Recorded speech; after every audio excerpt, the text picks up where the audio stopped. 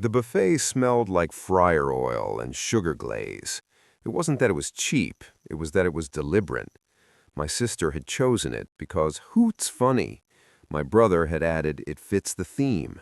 No one explained what the theme was. I knew we slid into a sticky vinyl booth beneath a flickering light. A balloon taped to the wall behind me read Happy Bee Day in faded marker. My mom took pictures before I'd even sat down. When the server dropped off the small grocery store cake, everyone leaned in with exaggerated excitement. "Open the card first," my brother said. I opened it carefully. Inside, in my sister's handwriting, "Maybe next year you'll do something worth celebrating." There were smiley faces under it. They all laughed, even my mom. Not the surprised laugh of someone who didn't expect the punchline, the full one, the kind where she leaned back and wiped the corner of her eye. I felt the heat rise to my face, but not in the way I used to, not in that scrambling, defensive way. It was colder this time.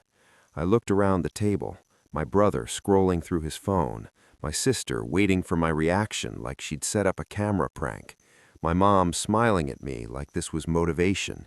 "You know we're kidding," she said. I nodded. I took out my phone and snapped a photo of the card, then one of the table, their faces mid-laughter. "Memories," I said lightly. No one thought anything of it.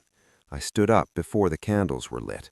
"Where are you going?" my sister asked. "I've got something early tomorrow." It wasn't dramatic. I hugged my mom, paid my portion at the counter before anyone could argue, walked out into the parking lot under the buzzing neon sign. No slammed doors, no speech, just air. For years, I handled the rental property.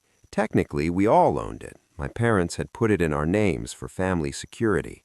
In reality, I did the filings, tenant screening, maintenance, coordination, insurance renewals. I knew when permits expired and when inspections were due. They knew the rent showed up. Every time something went wrong, my phone rang. "You're good at this stuff," my brother would say. "You're organized." Organized meant responsible. Responsible meant invisible. The morning after my birthday, I opened my laptop. I drafted a formal notice of resignation as managing member, filed it with the county clerk, submitted the updated records, removing myself as registered agent, sent confirmation to the property management portal. It wasn't revenge, it was correction. By law, someone else now had to step into the role. Someone had to sign compliance forms. Someone had to answer for safety certifications. I didn't announce it. 3 days later, the group chat lit up. "Mom, why did we get a notice from the city?" "Brother, what is this about a managing member change?" "Sister, did someone file something?" Then a screenshot, a formal email from the housing authority. Without a registered managing member on file and updated compliance documents, the property would face escalating fines and potential suspension of rental authorization within 30 days. "Mom, OP, what is this?" I watched the messages stack up, urgency replacing emojis. "Brother, you handle this stuff. Just call them." "Sister, this is not funny." I typed slowly. "I stepped down as managing member on Monday. The filings are complete." The typing bubble appeared, disappeared, reappeared. "Brother, why would you do that without telling us?" I stared at that sentence for a long time. "Because I'm not interested in being responsible for something I'm treated like I don't contribute to," I wrote.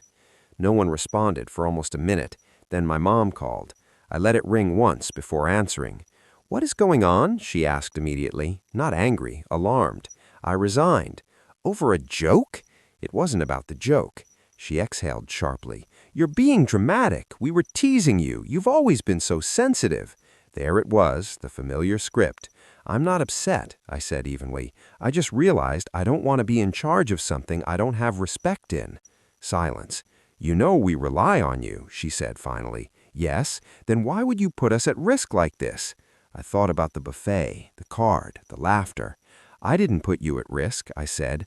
"I removed myself from liability. Someone else can file the forms. I'll forward the contact information." Her voice tightened. "You can't just walk away from family." I didn't walk away. I stepped back. "That property helps all of us, and it required work. I did that work."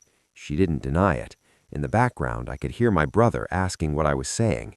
"You're punishing us," she whispered. "No," I said. "I'm stopping." Another silence, longer this time. "Fine," she said at last. "Send the information." "I will." When I hung up, my hands were steady. The group chat shifted from accusation to logistics. Who would register? Who would take the compliance course? Who had time to meet inspectors? For the first time, the burden wasn't assumed to be mine. No one apologized, but no one laughed either. That night, I looked at the photo I'd taken of the card, the fluorescent light, the cake, their smiles. It didn't sting the way it had in the moment. It clarified something.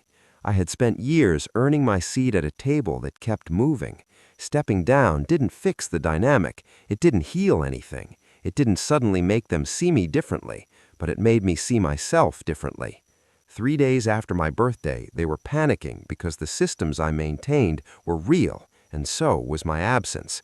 I turned off notifications for the group chat and set my phone on the counter.